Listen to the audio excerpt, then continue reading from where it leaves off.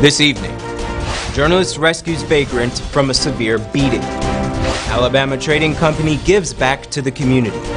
Find out how you could possibly help save a life. And we bring you the top regional and international headlines of the day.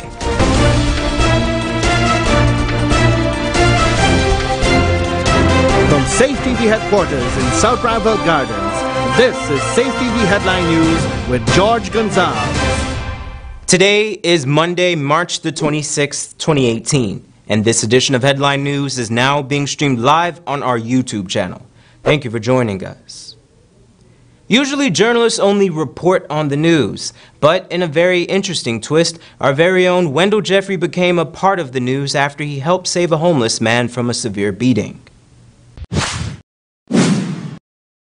About midnight last evening, just outside the Guyana Fire Service station at the Stabroek Market, a man began savagely beating a homeless man with a 4-foot-long 2x4 piece of green heart. I immediately ran from the stand at which I was making a purchase to stop the merciless onslaught that was being witnessed by several other bystanders. The man doing the beating said that he was a vendor and that the homeless man, who appeared to be a drug addict, had stolen a tin of powdered milk from his stall. On my insistence, the assailant stopped the beating and fled the scene. The injured man slowly slipped to the ground and began bleeding profusely from his head. I asked for someone to go to the fire station and call the ambulance. I then got some water and tried to engage in activities to keep the man from losing consciousness. I asked him his name. He told me Christopher Austin. Hey, so goodbye. Don't go to sleep, don't go to sleep.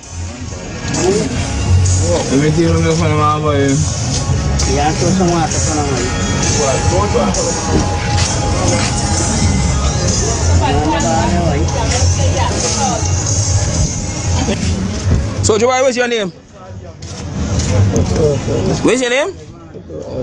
Austin? Richard Austin? Christopher Austin?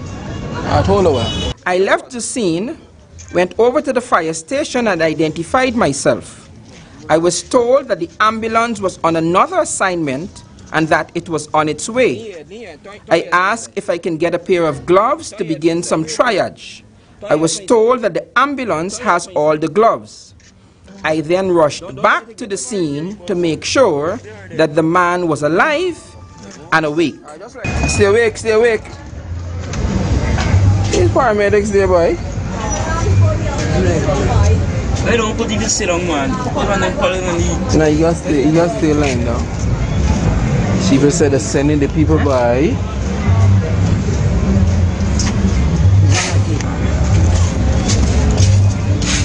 Stay awake, stay awake. Don't sleep. Turn your head inside and get some water. Turn your head, turn your head. Drink some water, drink some water. Drink some water. The ambulance arrived about 10 minutes later. Somebody like, what happened to you?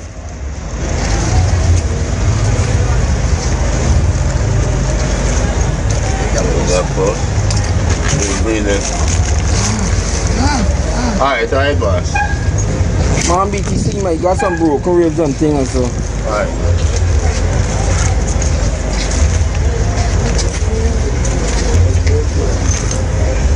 Take off. This is ours. Hey, that's the spam? No, it's in the ambulance. Alright. Oh, we got so much of this.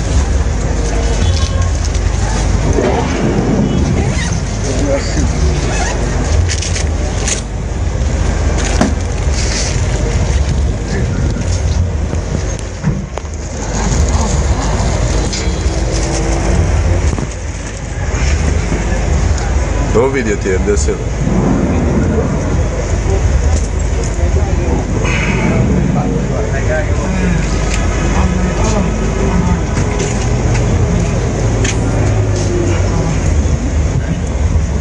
Flash up on your foot.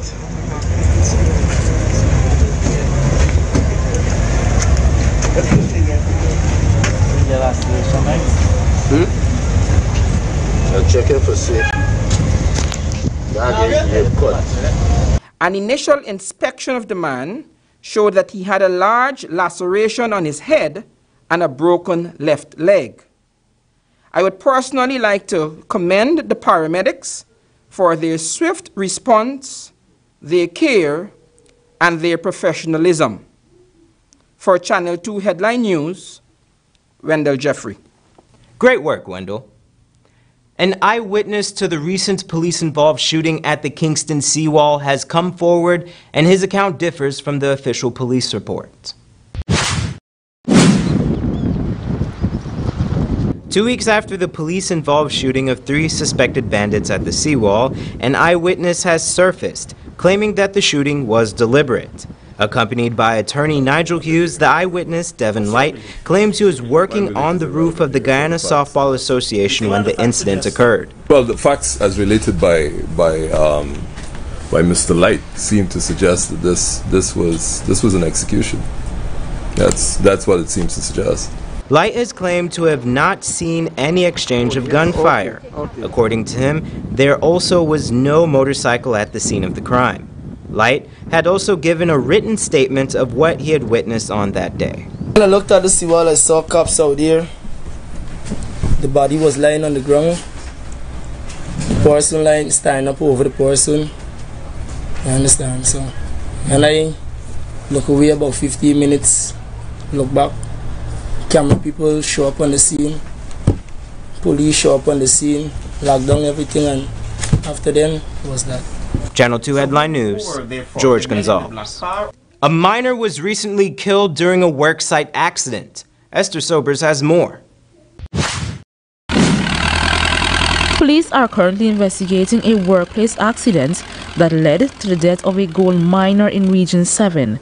46-year-old Emilio Rodney LaRose of Northwest District was allegedly killed during a mining accident on Wednesday afternoon. It is alleged at about 3:15, LaRose and other workers were working on a pit in Corumbang Dam, Region 7. He was reportedly clearing the land above the pit while his colleagues were working inside of it when they heard LaRose hollering in pain. They immediately went to render assistance and observed a tree lying across his back. Stephen Edwards of 4th Avenue, Bartica, is the owner of the dredge which Rodney was working. He was subsequently transferred to Bartica Hospital, where he was pronounced dead on arrival. His body is currently at the New Memorial Garden Funeral Home, awaiting a post-mortem. For Channel 2 Headline News, Esther Sobers. Thanks, Esther. A fisherman from Region 1 is in critical condition after he was stabbed by his drinking buddy. Henry Santiago is listed in critical condition at the Mabaruma Hospital, nursing multiple stab wounds to his abdomen and right hand. He was allegedly stabbed by 22-year-old Rommel Marks, a fisherman of Mohawana.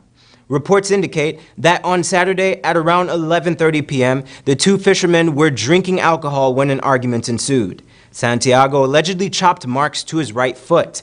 In retaliation, Marks reportedly broke a bottle and stabbed Santiago multiple times. Marks is currently in police custody. Don't go away. After the break, one doctor explains how you could possibly save the life of an accident victim.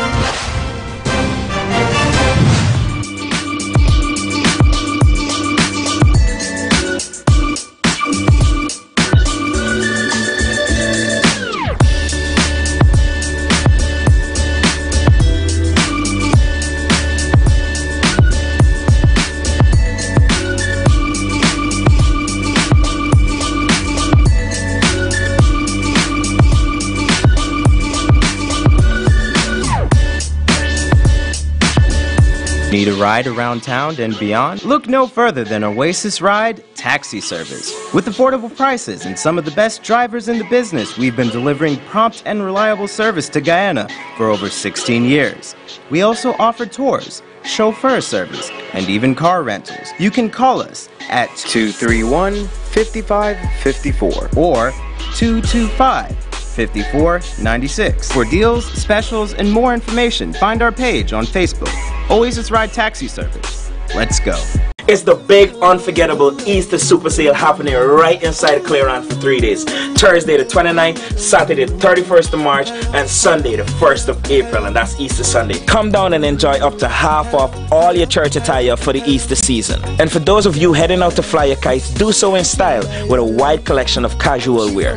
A wide variety of name brand sneakers, also huge discount on jeans, short pants, ladies' dresses, accessories, perfumes, and a whole lot more. Remember, this amazing sale happens for 3 days. Thursday the 29th and Saturday the 31st of March, and it concludes on the 1st of April, that's Easter Sunday. So come down and enjoy major discount right here in Clearance. Always keeping you in style.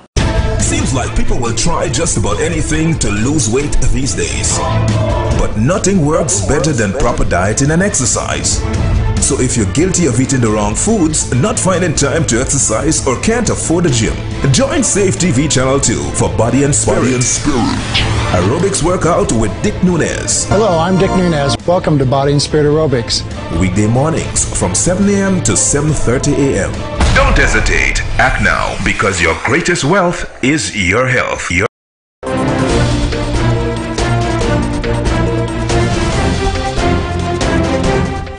Welcome back. The National Parks Commission will be charging a minimal fee for vendors and patrons who intend to drive their vehicles into the Botanical Gardens, the National Park, and Joe Vera Park on Easter Monday. In an advertisement placed in the Sunday daily newspapers, the Commission said the fees will be used mainly to offset the cleaning expenses typically incurred during the aftermath of kite flying and picnicking. At the Botanical Gardens, entrance will only be permitted via the Vlissingen Road gate, while vehicles will be required to exit using the Mandela Avenue gate. Over the weekend, GT&T hosted its first ever cosplay expo. Here's Wendell Jeffrey with more. Audience. Alana Bose, the co-chair of the cosplay competition held over the weekend at the Marriott Hotel, said that GT&T now has a new and additional platform from which they will be operating. Today, we are going to get the opportunity to see GT&T breaking new ground.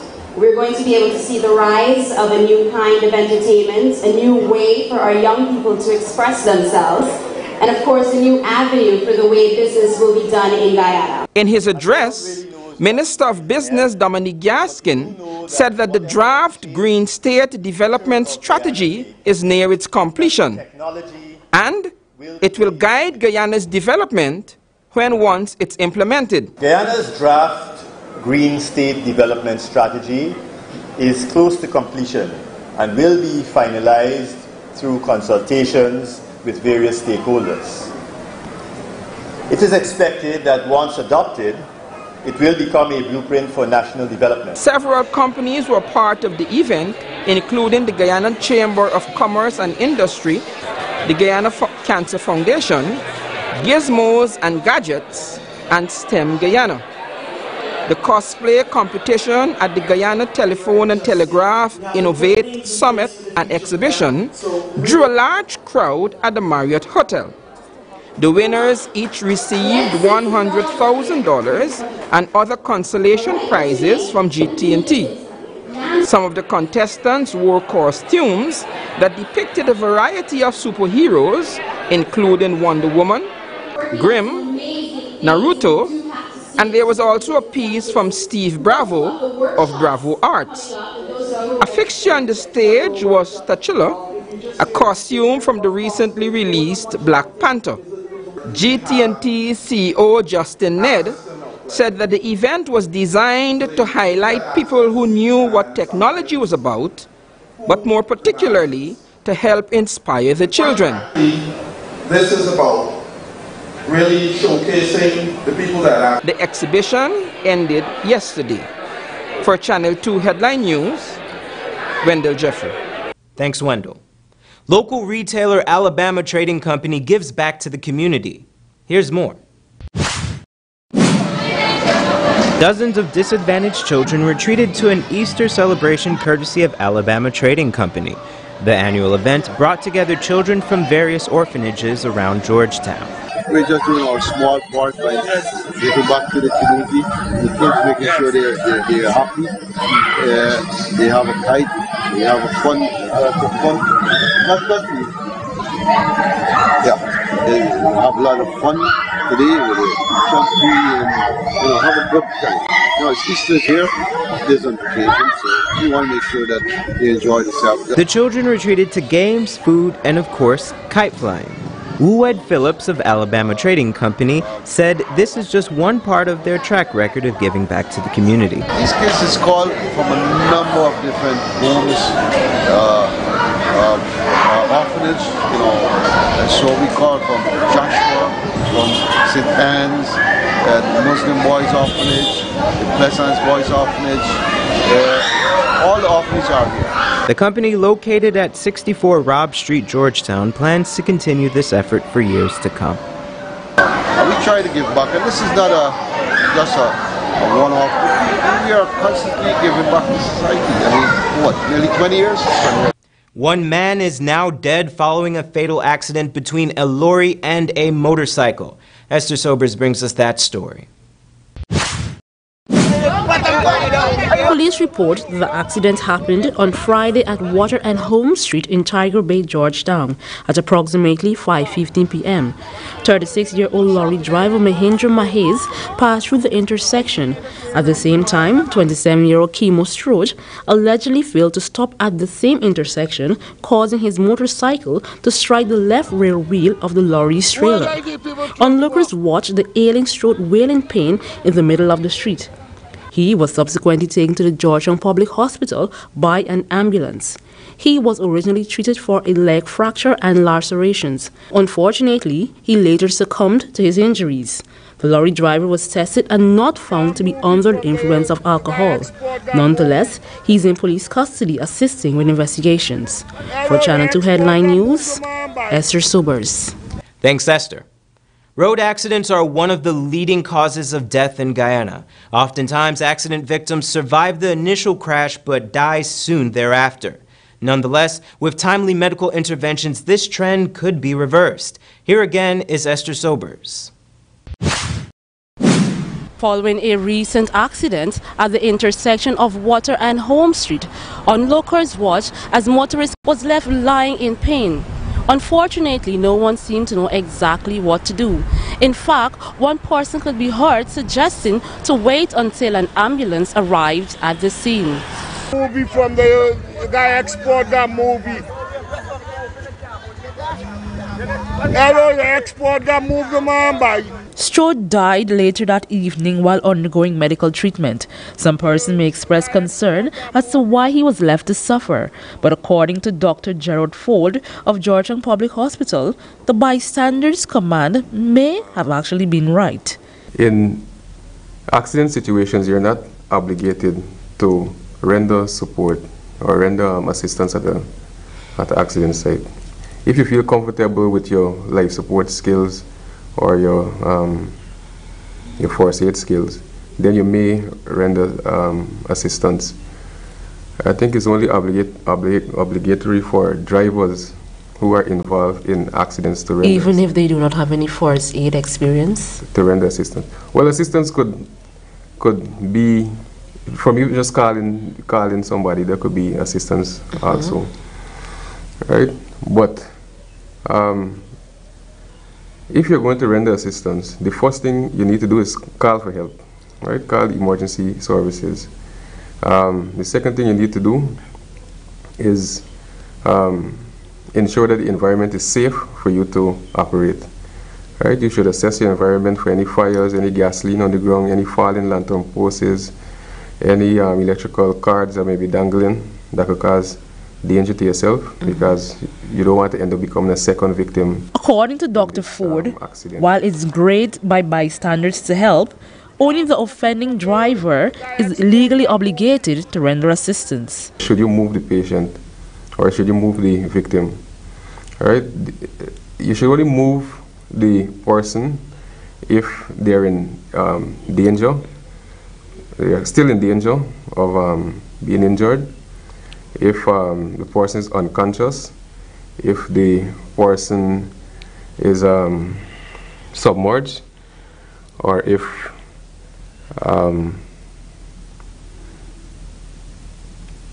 you can't examine this person. There's the situations under which you should move the person. Now, having moved them, the next thing you do is examine, is this person conscious or unconscious? Dr. Ford noted that persons may need to avoid moving an accident victim unless absolutely necessary. The person in the hospital, in the A&E department, you hear cases where people try rendering assistance, had good intentions, but they cause more damage. For example, somebody had a spinal injury and they picked up the patient and caused more injury to the spine. The person wasn't able to walk after that. Dr. Ford explains circumstances in which moving or transporting the victim could possibly do more harm than good. For example, somebody had a spinal injury and they picked up the patient and caused more injury to the spine. The person wasn't able to walk after that. While first aid experience is very important when rendering assistance to an accident victim, Dr. Ford shared some helpful first aid tips that persons can use if they choose to help. In cases where you have fractures of the shoulder or the upper arm, elbow and hands, you could make slings, improvise slings, right? Simple slings with the short. You could put the hand into a button short, right? And that would mimic a sling. You could also pin the sleeve to the short itself. That would provide an improvised sling also.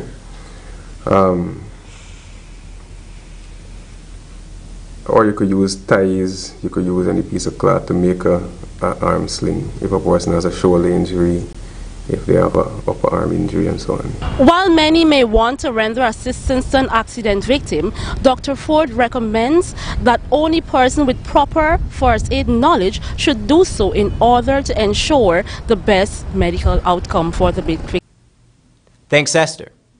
On Friday, a 41-year-old resident of Jawala Village, Upper Mazaruni, Region 7, drowned after saving his 2 young daughters. Reports indicate that the incident occurred on Friday afternoon as the man and his 2 children were heading back home in a canoe from the family's farm. The small boat reportedly started to sink, prompting 41-year-old Lachman Benji to get his daughters to safety. He carried them to a group of nearby mangroves. They held on while they...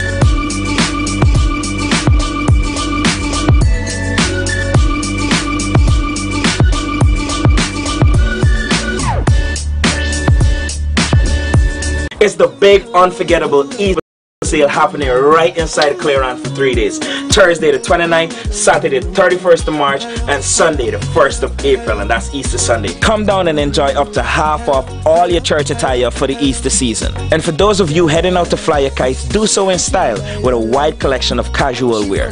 A wide variety of name brand sneakers, also huge discount on jeans, short pants, ladies dresses, accessories, perfumes, and a whole lot more. Remember, this amazing sale happens for 3 days. Thursday the 29th and Saturday the 31st of March, and it concludes on the 1st of April, that's Easter Sunday. So come down and enjoy major discounts right here in Clearance. Always keeping you in style. Seems like people will try just about anything to lose weight these days. But nothing works better than proper dieting and exercise. So if you're guilty of eating the wrong foods, not finding time to exercise, or can't afford a gym, join Safe TV Channel 2 for Body and Spirit. Aerobics workout with Dick Nunez. Hello, I'm Dick Nunez. Welcome to Body and Spirit Aerobics. Weekday mornings from 7 a.m. to 7:30 a.m. Don't hesitate. Act now, because your greatest wealth is your health.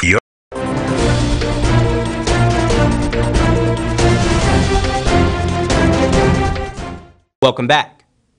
Here's Bibi Bacchus with the regional and international headlines of the day. The Professional Standards Bureau has launched an investigation following the circulation of a video on social media showing a man who appears to be a police officer setting up the sales of marijuana to a man. In the video, the man recording says he is conducting a social experiment to prove that officers with the Trinidad and Tobago Police Service take bribes. Weed boy, you know weed boy. How much you? Our pong boy. $5,000 now. I can't get a pong for you, boy. How much you give me? I go with that girl down the islands. A quarter ounce. Yeah, that right now, nah, I had to go and get that. I had at home. Give me a number, call the dog, remember it. The police service responded to the video saying, on its face, the video is in fact troubling and a source of great concern to the Trinidad and Tobago police. The Barbados-based First Caribbean International Bank Limited has announced that it will sell shares on the New York Stock Exchange. The bank has already filed a registration statement on Form F1 with the United States Securities and Exchange Commission. This is the first step relating to the proposed initial public offering of the FCIB's common shares. The shares will be listed under the ticker symbol FCI. The number of shares to be offered and the price range for the proposed offering have yet to be determined. The Folk Research Center in St. Lucia was destroyed by fire, according to official reports. The fire reportedly started around 10 p.m. last night. Despite the best efforts of the fire service, the building was completely burned. There were no casualties. The cause of the fire is currently under investigation. The Folk Research Center was established in 1973 as a repository for cultural heritage, a vehicle for research, study, recording, and promulgating St. Lucia's rich heritage. And in international news, a fire in a shopping center in Siberia killed at least 64 people last night. Many of the victims in the coal mining city of Kemerovo were children. Sunday's blaze started on an upper floor. The mall's shops, cinema, and bowling alley were packed at the time. The investigative committee says a fire safety technician at the complex switched off the alarm system after being alerted about the fire. The committee also says 2 other fire safety officials have been detained for questioning, along with the Winter Cherry Complex's technical director and the manager of a business located where the fire started.